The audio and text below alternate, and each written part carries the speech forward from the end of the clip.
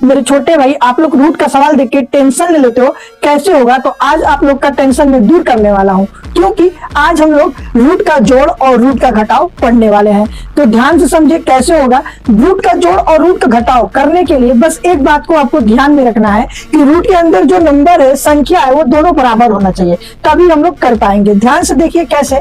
यहाँ पे रूट में 2 और रूट में 2 दिया है, तो हमको पता है दोनों बराबर है, यानी हम दोनों को जोड़ सकते हैं। इसके सामने कुछ नहीं है तो एक है, इसको सामने कुछ नहीं है तो यहाँ पे भी एक है, और एक एक जोड़ेंगे तो ये हो जाएगा 2। ठीक, अब रूट में 2 दोनों में कॉमन है, तो यहाँ पे रूट में 2 लिख देंगे, तो ये हो गया इसका आंसर। ऐसे ही दूसरा करेंगे। सबसे पहले रूट में 3 इधर भी दिया है, रूट में 3 इधर भी दिया है, बाहर 7 दिया है, 2 दिया है, तो बाहर वाले को जोड़ेंगे, 7 और 2 जोड़ेंगे तो यहाँ पे 9 हो जाएगा। रूट में 3 है तो इधर भी क्या हो जाएगा, रूट में 3 हो जाएगा। ये आ गया इसका आंसर। ऐसे ही लास्ट वाले में देखेंगे, रूट के अंदर 3 है और रूट के अंदर 2 है, तो ये दोनों को हम लोग जोड़ नहीं सकते। क्यों? क्योंकि रूट में जो नंबर है वो क्या है, अलग अलग है। जब सेम और बराबर रहता है तब हम लोग जोड़ते हैं, तो इसको ऐसे ही लिख देंगे, 5 रूट में 3 प्लस 3 रूट में 2, ऐसे ही इधर लिख देंगे।